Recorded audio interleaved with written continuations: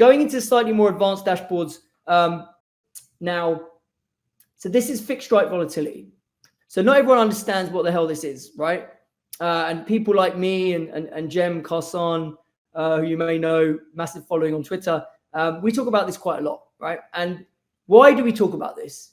So the reason we talk about this is that when you just track the VIX and you say the VIX is going up or down, it doesn't tell you what's really going on, right? It doesn't tell you where the vol's really going up or down from the perspective of the market makers, right?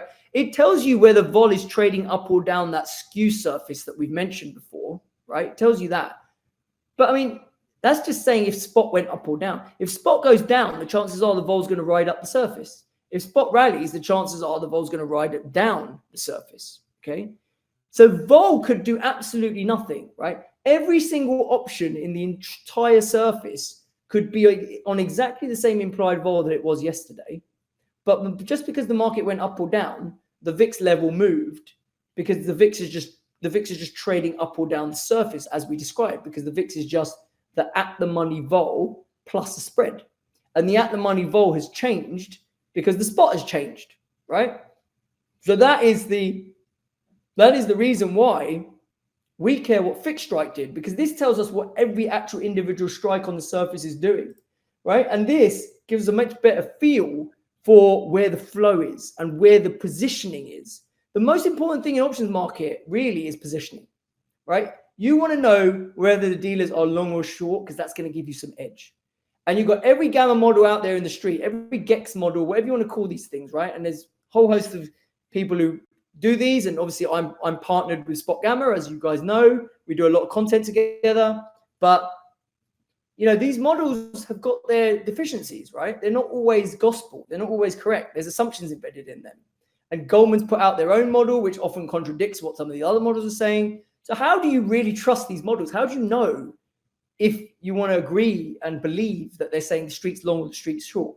Because if you're making trading decisions based on what they're saying, that's going to impact your P&L. And you want to know that there really is some edge in that, and that information is not just completely off base, right?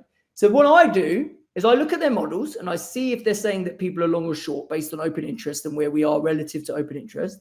But then I monitor the fixed strike vol moves. And if the fixed strike vol moves corroborate what they're saying, that's when I put more weight on that. And I say, you know what? Given what realized vol is relative to implied vol, and the fact that, so that's the carry, right? Are options carrying well? Are they not carrying well? That's one thing I need to know.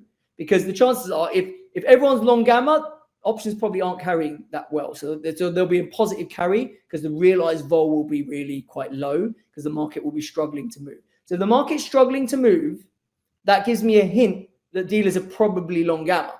That doesn't have to be the case, because it might just be that there's nothing going on in the market, so there's no reason for it to move. But if the market's not moving and I'm seeing fixed strike volatility offered in the local strikes, i.e. the strikes that are close to the money and in the front few expiries, that is confirming to me that dealers don't want to own options. They are offloading options. Even when vol's trading low on a 9 or 10 handle, which is historically quite low, the fact that we're still seeing vol grinding lower and lower and lower is telling us that dealers are long, and they may well be getting sold more from clients. Clients are systematically coming and selling more and more volatility. So watching these fixed strike vol moves, that's the fingerprint. That's the footprint, sorry, not the fingerprint. That is the footprint that we're seeing of the flows in the market. And it is giving us a gauge on the positioning of option dealers. And once we have that gauge, and then we also we juxtapose that with the realized volatility, that gives us much more confidence that dealers are long or short, right? And if you get that confidence that dealers are very, very long and we're heading into an expiry, the chances are spot's going to struggle to do much until that expiry rolls off. And that is how we use this on a daily basis to gauge that footprint of the flows in the market to see if it actually confirms or disconfirms what the gamma models are telling us. All right, very important. We used to only publish this once a week. Now we put it in our daily report because we think it's that important and we think people like it and appreciate it. And it's not data that you're going to get anywhere else other than Bloomberg, which most retail traders can't afford. right? Certainly not laid out in this way, in this fashion that I do, in the intuitive way. Yeah.